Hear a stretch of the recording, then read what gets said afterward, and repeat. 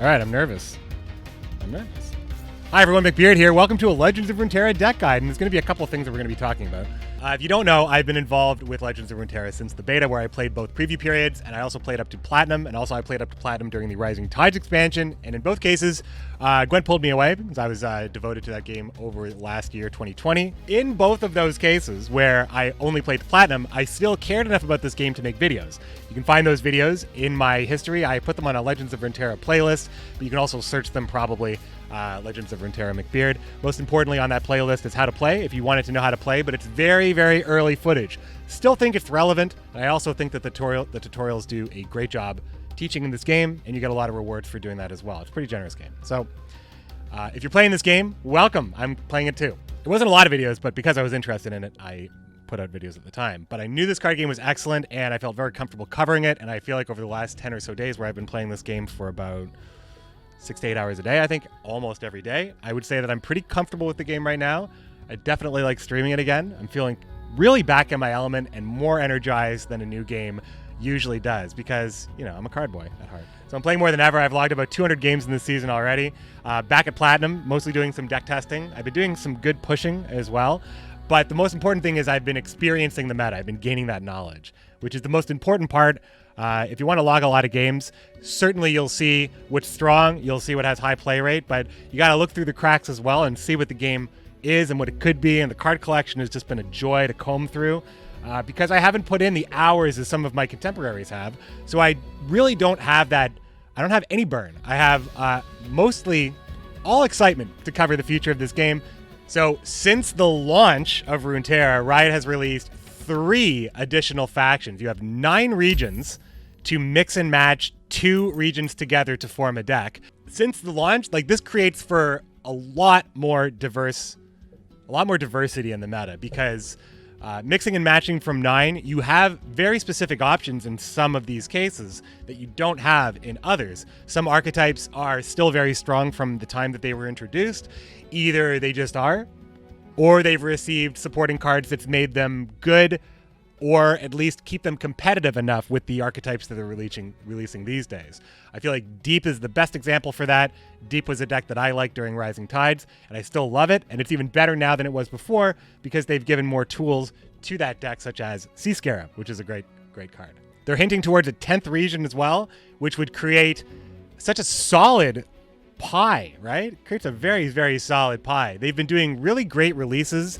I've enjoyed all their schedules. They've released 2 minor expansions, and they've released a major expansion this year as well, the Shurima expansion. But each expansion has brought many new archetypes and constant support for old decks, is what I'm trying to say. It keeps the meta fresh, especially if you're returning to the game like me. So last time I released a video, Bilgewater was released during Rising Tides. The next region that was released was Targon. And Targon, here being represented by Zoe, Ophelio, Soraka, you may recognize the names and faces from League of Legends, brought us Daybreak, Nightfall, Celestials, Dragons. Targon also added more silence effects to the metagame, which brought down the viability of cards I personally found annoying.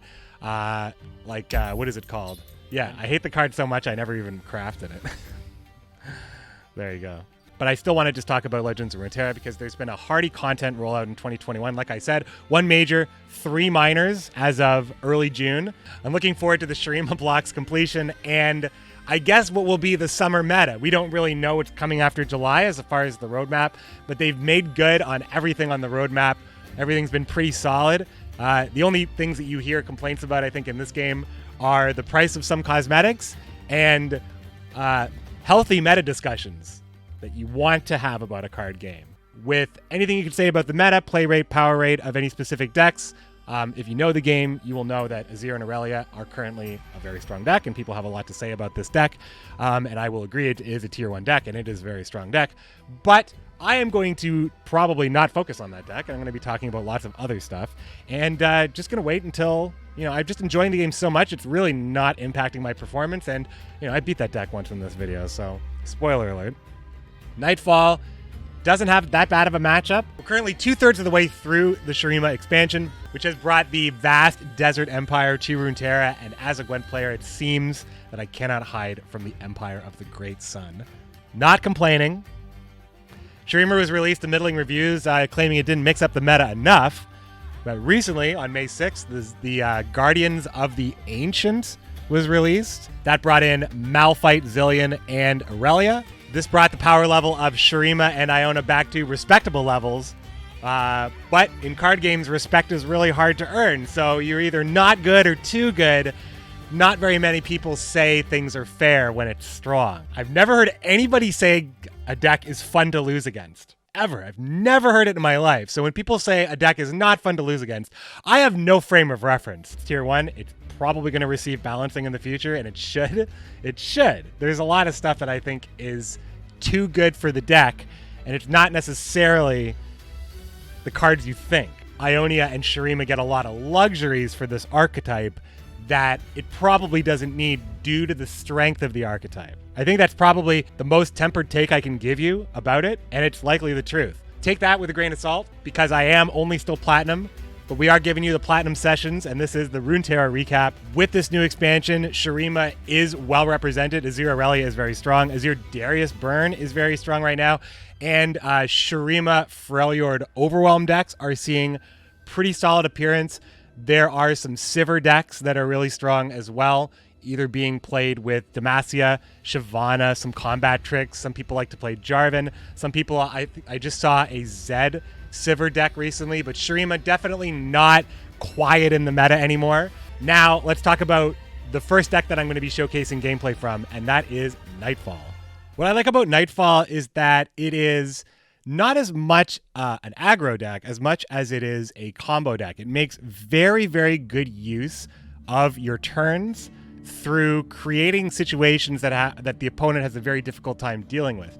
And what's really great, I think, the song titles are now correct. We're listening to a League of Legends playlist. I will link it, actually, in the description, because people like this, and people always ask what we're listening to when I play, when I do YouTube videos. And I imagine that will be the same this time too. So this deck is about carefully constructing your turns to lethal your opponent. I will say that since this is, since a lot of people know me from Gwent, and you have no idea where I'm coming from on this, and you never watched any of my previous LOR videos or anything like that, the way you win in Gwent is by counting up, and in this case, the way you win in this game is by counting down. So you are always trying to assemble 20 points of lethal damage to the opponent and apply that damage through combat, as every unit has a power level that applies that amount of damage to the Nexus or any unit it's in combat with. And of course, the toughness is how they take that damage. You'll see, of course, in the gameplay. And there's a lot of other ways to heal and damage your Nexus, which is your health pool in this game. This deck makes great use of all the effects that can force through that extra little bit of damage. You can do it through elusive, which is very similar to Magic the Gathering. When it comes to flying, only thing that can block elusive is another elusive. This damage tends to get through because it's hard to block. Similarly, fearsome. Fearsome is also hard to block, especially when it comes down to Nocturne and reducing the power level of the entire board on the enemy side. When stuff becomes hard to block and you're only counting to 20, sometimes you only need 1 or 2 really good attack turns before you can finish off the opponent with damage that that's really hard to stop. And damage that is hard to stop is overwhelm damage, which is trample, if you are familiar with Magic the Gathering, once again, or any sort of effect that just directly targets the Nexus for damage. In this case, the Doom Beast and its Nightfall effect, when you play it second or third or anything as long as it's not first, you can drain 2 from the Nexus. You want to obviously get copies of this card a lot through Stalking Shadows, and you'd also like to couple it with Unspeakable Horror, perhaps, to get that last little bit of damage in, because Unspeakable Horror can drain from anything, including the Nexus. Creating a very strong Fearsome board to push through lethal is possible by grabbing Stygian Onlookers, and the Flight as well. We have elusive damage here. We also have Challengers and vulnerable effects to pull blockers out of the way and just get that damage in. You can close the game on round 4 or round 6 if you have a slow opponent. And if you have a fast opponent, you can outlast them by placing some pretty decent blockers. This 2/3 can stop a lot of stuff, especially if you are generating the gems, which can heal these blockers up and make them more formidable when they attack back, especially the Shadestalker, which is elusive. It's not going to get blocked. That damage is going to get through. And then you might be able to work through with the Doom Beast and Unto Dusk, which will not only draw you one and activate the Nightfall effect to push through lethal damage on the Doom Beast.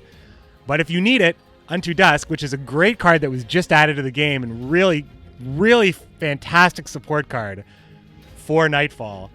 This one can double trigger Diana at any time because it's 2 Nightfall effects at once, even if you don't use it on her. So Diana now levels much faster than before if you had played her when Targon first came out. Unto Dusk is really what brings everything together. There's the Flight as well, which came out earlier this year in Aphelios' solitary solo champion expansion. A lot of very interesting cards were released during that expansion that actually brought a lot of archetypal support because every faction got something that cared about, every keyword got something that cares about it. Like Elusive, Stun, Fearsome, Last Wish. There's really so much to check out if you haven't checked out the game lately, and the content is still pouring in. Big fan of the Nightfall deck. Check out the video. Thanks for watching. Like and subscribe, all that stuff. Great to see you back in YouTube world with card games, and I'll see you next time. Take care, everyone. We're up against Yasuo Katarina. Don't see this every day. I like the opening enough to keep Nocturne here. The Flight and Mountain Goat are really good starters. Even though they're not Nightfall units that level up Nocturne. Hopefully we can still get in there. Gonna switch over to the League of Legends playlist. Did we play Flight first here against the Thermo Beam? No, what am I talking about? Thermo Beam. Jesus. Blade's Edge, maybe. I mean, do you Blade's Edge this?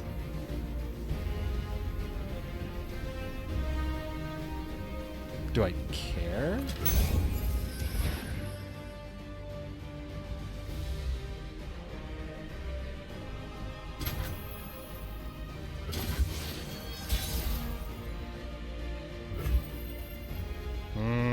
Yeah, we're just going to go in Mountain Goatin', trying to get some gems in our hands. Get a draw as well, potentially. I don't know if I want to throw the blocker away, though, but it seems like there's nothing to block, so let's go. Let's get some cycle.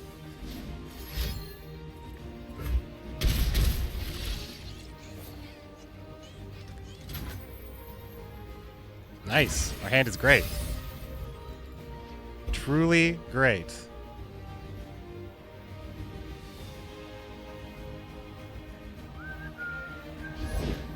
Silent as death.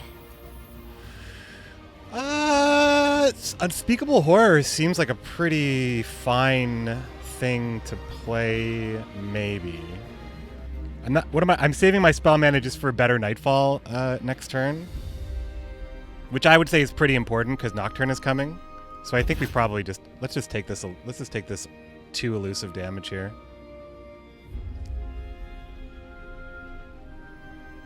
We're already 25% of the way there. Quarter pounder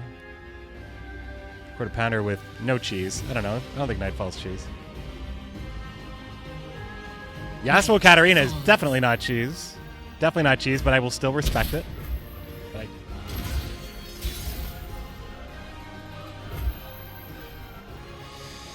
Yeah, let's see. I think this is Gem Nocturne. Or Nocturne is just so much later than this. Maybe I'm rushing with Nocturne here. I think I'm definitely rushing with Nocturne here. I think just Gem Diana. No. Gem Elusive Attacker.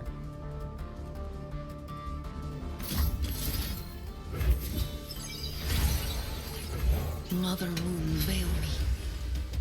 See if my opponent makes a mistake by playing something Diana can trade with.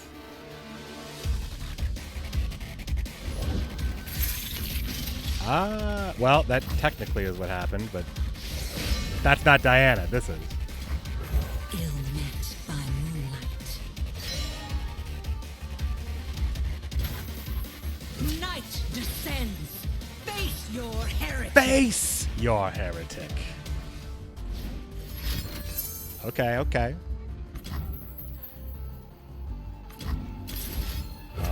take care of this then, if we're doing that. If we're trading. If we're doing those trades here. What do we get? Oh, we get an Unto Dusk. That's a good draw. We like Unto Dusk. It helps Diana level up faster, and we get to clear the board here. Squeaky clean. Dancing Droplet drops. We pass, of course. 5 mana. We don't want to do too much in this turn if we can help it. Death is like the wind, always by my side. So we want to grant vulnerable to Yasuo, so we're going to be playing the Flight and Nocturne.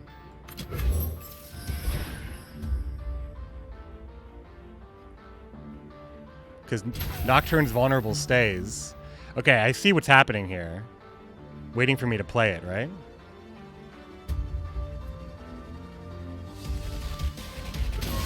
Okay. Giving up his attack, I guess it's fine for me, right?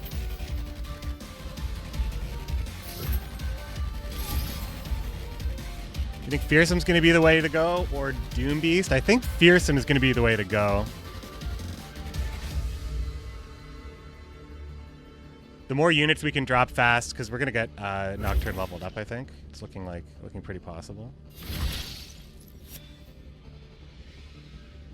I could just attack right now and take out Yasuo.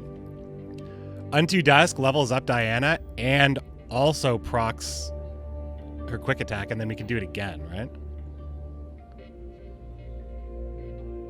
Come, a new phase awaits. We'll play the Onlooker first. They tried to blind me with resplendence. But Can I they share could this Diana not deck? break me. Oh, yeah. Yeah, this is going to be my first big share, actually. I'll get you a deck code in a hot minute here.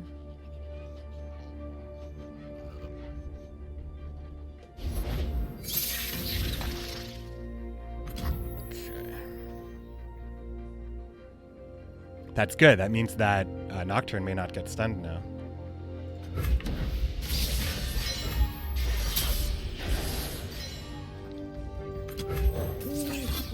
This could be greedy. This could be greedy what I'm doing. 3 mana here, left. Intimidating Roar. With 4 or less power.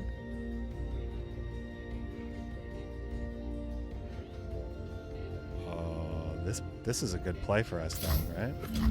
Yeah, no targets available, my ass.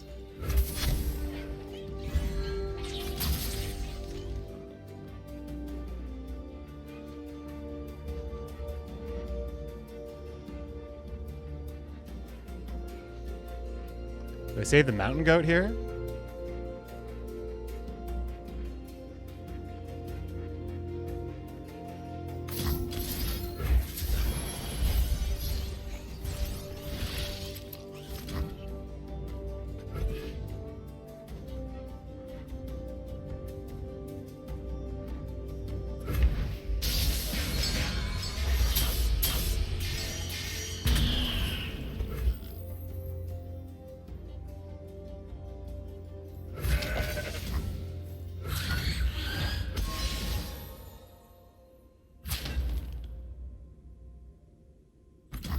Okay. This may have been greedy.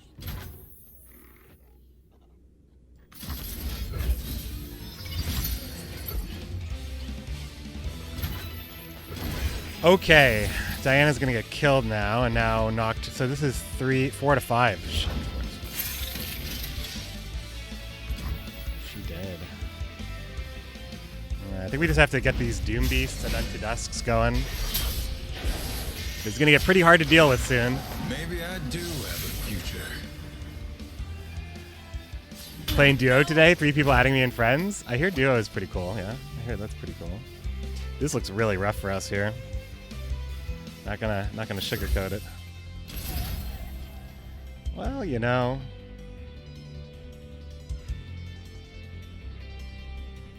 Does this put, so it's 1, 2, 3, 4, 5, 6 damage in our hands. 6, 7 damage in our hands. I mean, we are putting our opponent on a clock here. Without lifesteal, we are kind of threatening doom. These jewels are more than mere trinkets. Life and death on a blade's edge.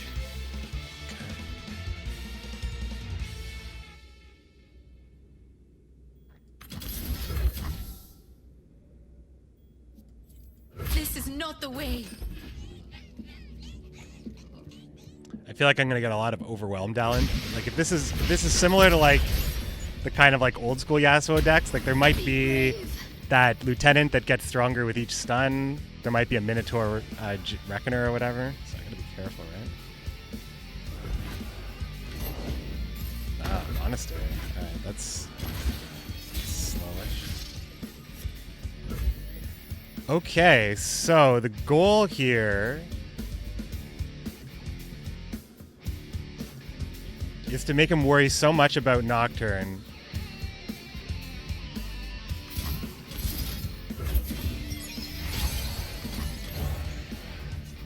that he won't be able to do anything else.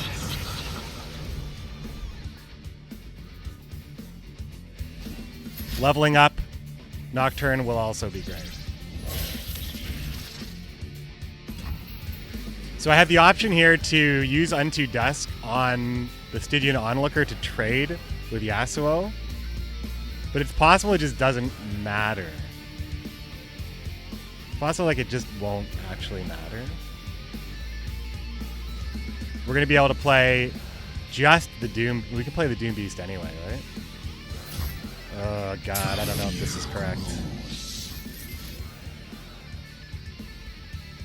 We can't reduce, if only we could have, oh wow. Shit, we could have. We would have drawn into a way to save Nocturne. It's still a good draw for us, though.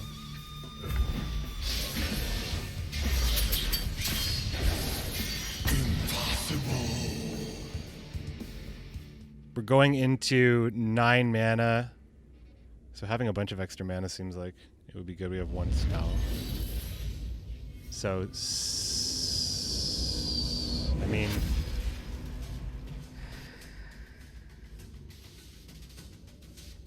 there's got to be another stun for this Crescent Guardian, so I think it's just Doom Beast time.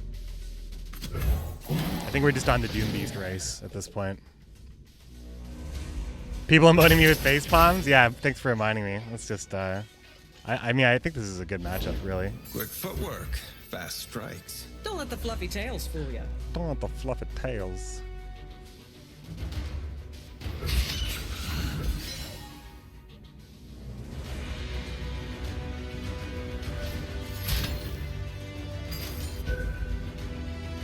Okay. We are at full health.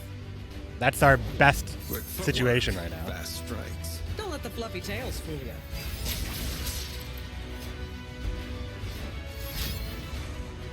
Now who's got the upper hand?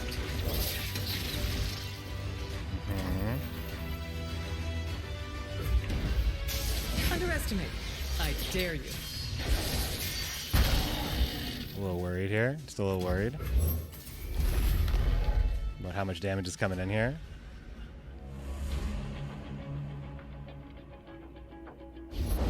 Let the bloodshed begin.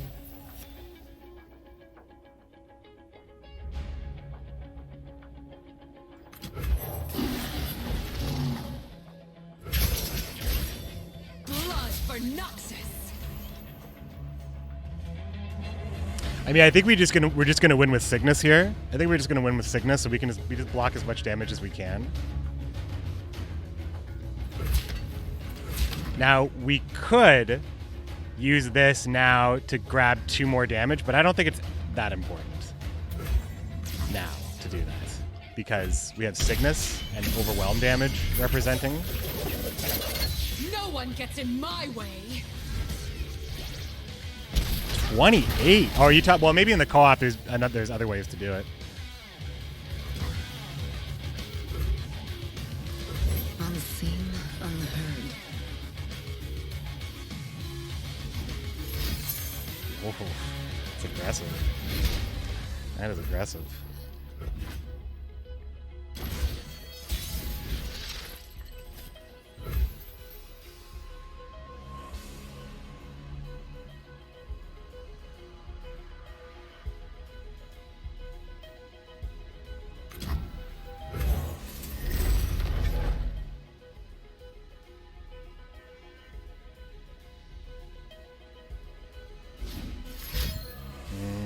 Here's our chance. That's a pretty good... This is a pretty good... let's see what's going on here. So, Cygnus is pretty good for us, I think, here. Now who's got the upper hand? Just gotta hope that... this is enough to do it. Would need 2 stuns, right? Would need 2 stuns at once. Which is not impossible. Night covers the land. But assuming... I mean, I don't know. I think this might be it, though.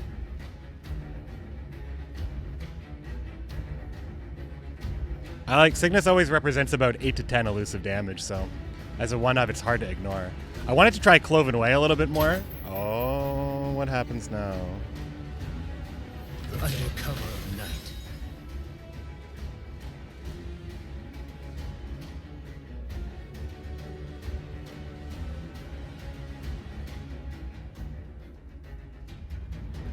Yes!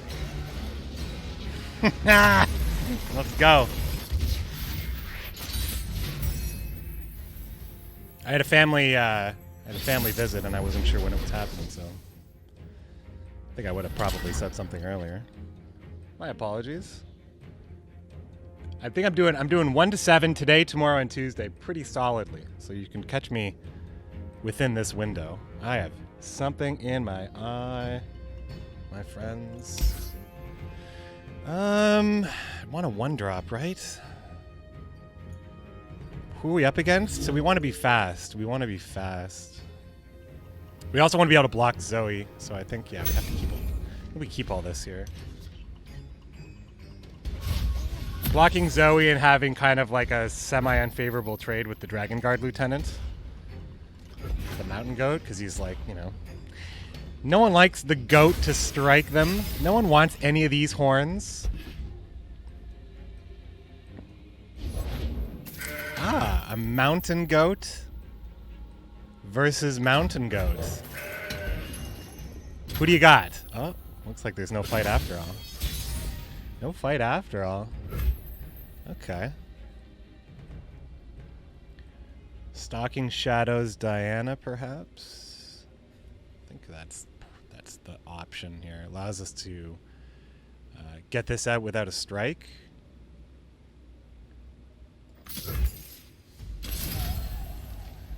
Just like the last game we were up against dragons, I think that our solution to victory will be fearsome attacking. Cold and unforgiving as moonlight. Cold and unforgiving. Cheers, long weekend, everybody. Sends. Face your heretic. Face your heretics. There's a lot of things that could happen here. There could be a single combat or something like this, but I guess I'm always susceptible to that.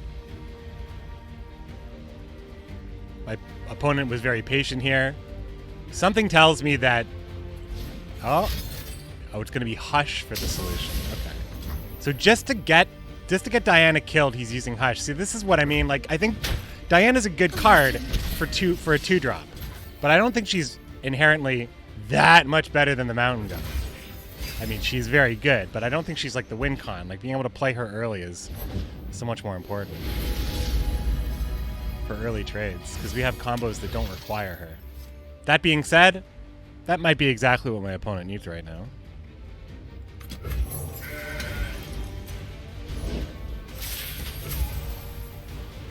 Well, the Challenger makes me not want to play the Elusive, but the Elusive trades with the Snake, so I think that's actually what I do want to play. Unseen, unheard. That's fine.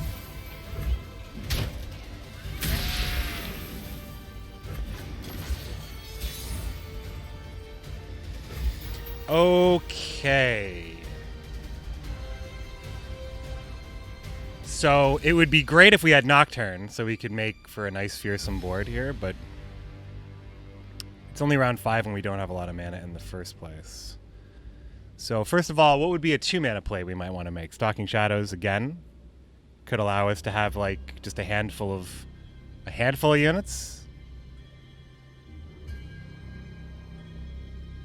I think I'm offering a trade right here, though. I don't think there's a better attack. I think these guys are sticking around for like the the lethal combo.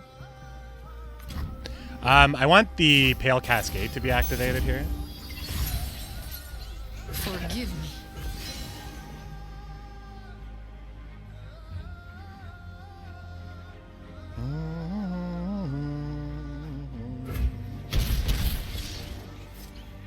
Okay, that's good, right?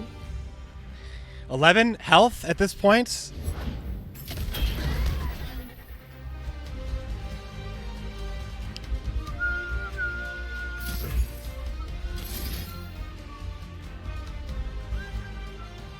Yep, it's going to be the Overwhelm. You always try to pick what's going to push the most lethal damage, I think. In this case, that is the only choice. Okay. Just let this go, I think. Drawing Nocturne would be just... I feel like Drawing Nocturne solidifies... Okay, we just did. That's great. So I think this is our game to lose. I think this is our game to lose. We have a pretty good hand here, and also we can kill Zoe right now with Unspeakable Horror. I'm worried because sometimes Zoe gets Spell Shield, and then it's so hard to remove her.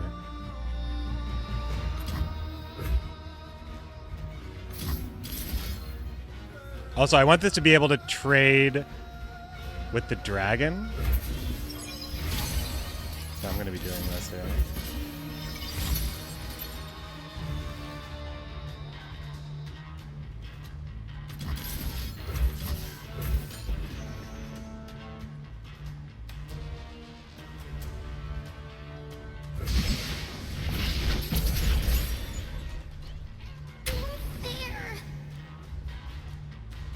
Okay. We wear red to honor the fallen. Well, Pale Cascade keeps us alive for this trade here.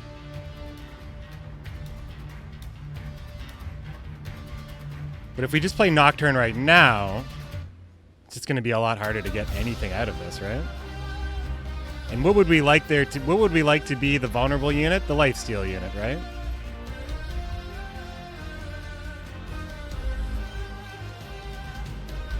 So if we play Nocturne, it's got 4 mana. So we play Nocturne, Nocturne then trades. Nocturne will die here if that happens. So I don't think we can do that. I don't think I can do that. I think I'm just passing here.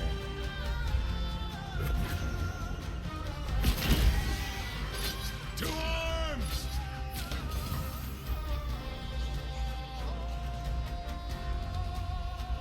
Okay, so this could still... Yeah, we save this unit potentially. Diana on the draw is an interesting one. Yeah, add me. Add me for sure. Cross Shard, if you're not in... Here's the problem, though. If you're in EU, we won't be able to play. We won't be able to play after the next patch, which is on June 2nd, I think? Because Cross Shard friend matches are going away. They explained this months ago.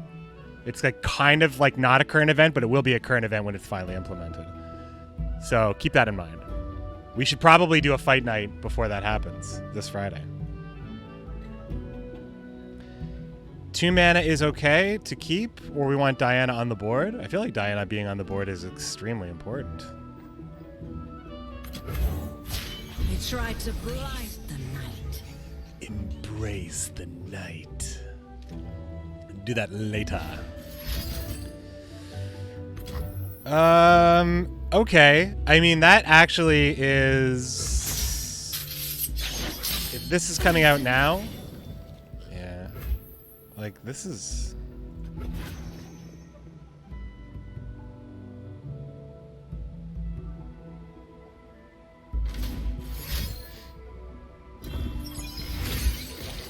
Try duo? Well, if it's not, I'm focused. I'm 100% focused on ladder right now. 100% focused on ladder.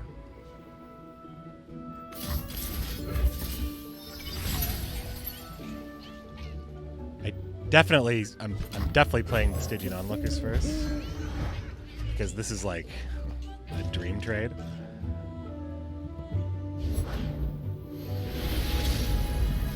Okay, so that's not a fearsome blocker when Nocturne touches down, so that's important.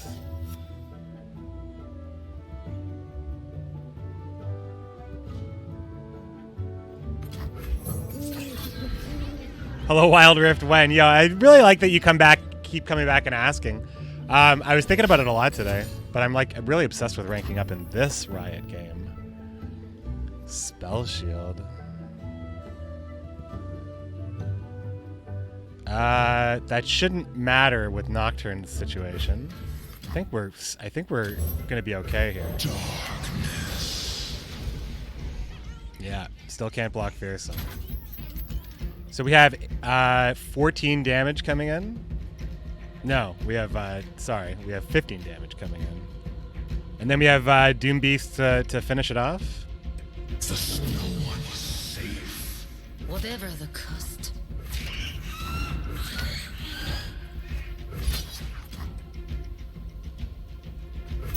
Let's go, baby. Otherwise, also good. You're a Riot fan? Yeah, me too. I'm into the Riotverse. I'm definitely gonna be. I want to play more Wild Rift. I want to have like every now and then when I have an off video on my YouTube, I want it to be still relevant, kind of. Like if I had an off, let's say I added a bunch of Witcher content to my Gwent channel, right? It wouldn't be so wild. It wouldn't be so wild. People would probably like it in some way. So I think it's gonna be the same way. And we have TFT to play with as well. We have The strength of the sun and my faith are one. We just win by playing the Doom Beast right now and not letting him attack.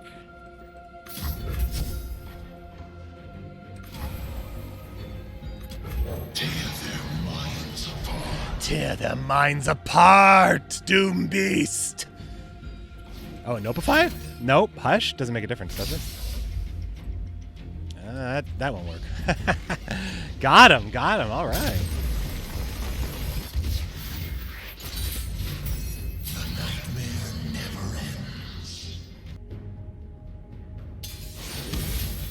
Azir Aurelia. The spreadsheet says we're favored here because we have good blockers and we have heals and such, and we can go for a fearsome victory. I like this hand.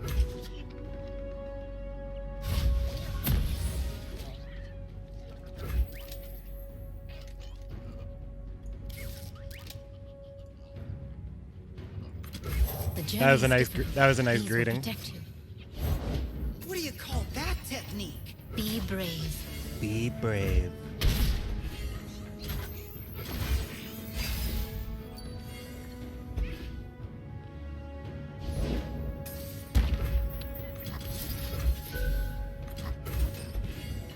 Take that shit out. Take it out. Left foot. Out of here, Spartan Stew.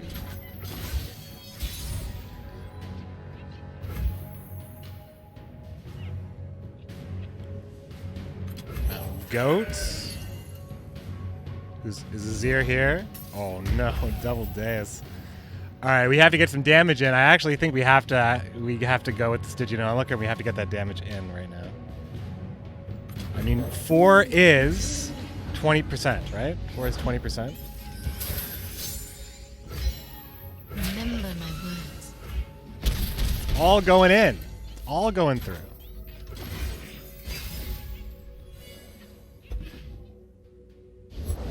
Every blade, every beat in its place.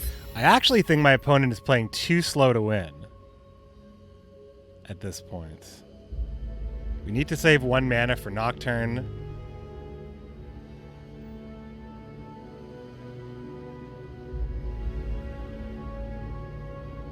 The Doom Beast needs to be on the board already? That seems like a bad idea. Let's see what we got here. Beautiful. We take the Stygian Onlooker here. That's incredible pressure. It's incredible fearsome pressure.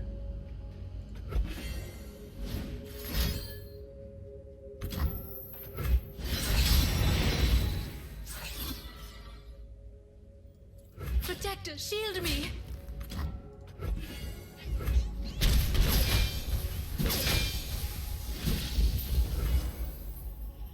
It's pretty hard to not level up Azir. I think they should maybe reduce his level up requirement, but make it very specifically if you summon a second unit. Like, don't just make playing stuff count towards it. I feel like like every second unit you summoned, and then it's like actually looking for the stuff that Azir does. But I mean, whatever. Like whatever. If they want him to be easy to level up, that's fine, I guess. I think that is the vision. So what am I looking? What's going to deal 1 damage to everything? What's going to do that? Am I worried about that? Oh shit! I totally forgot about the fucking this part. I did forget about this part. So no, I did probably want to heal 1. So this is what takes us to 10. Let's just take this damage.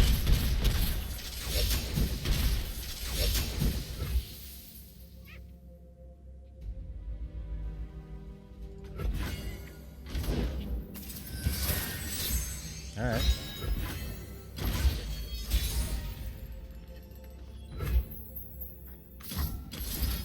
Sapphire, gem of our divine patron.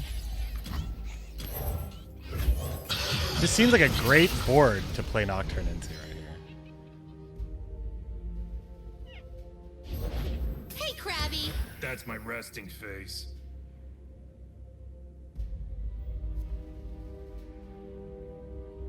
Fearsome attacker, right?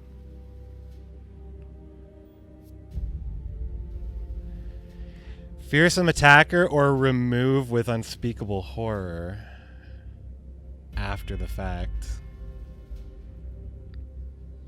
We can always do this later. I think the damage is the most important part, right? You get 9 fearsome damage in, we just win with Doom Beast, right? That is all. Is that not all? The Yordle here's with me. I see you. This play here, I did not think about that.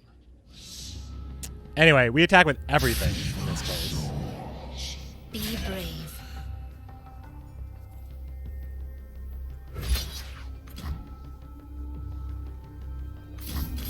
They say these were from the Protector himself.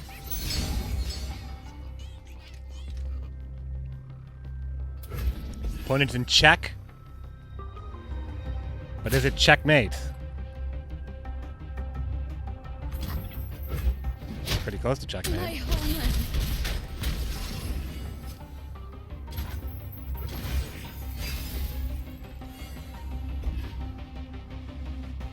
Alright, we need to play Doom Beast, and Unspeakable Horror, and it's over, right?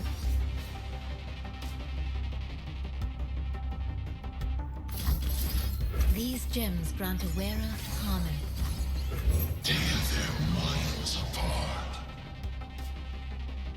I like deal 1 damage to anything. I like the word anything, and I like can't block. Those are two really great things. Boy, it looks like we're so fucked too. This is not the way.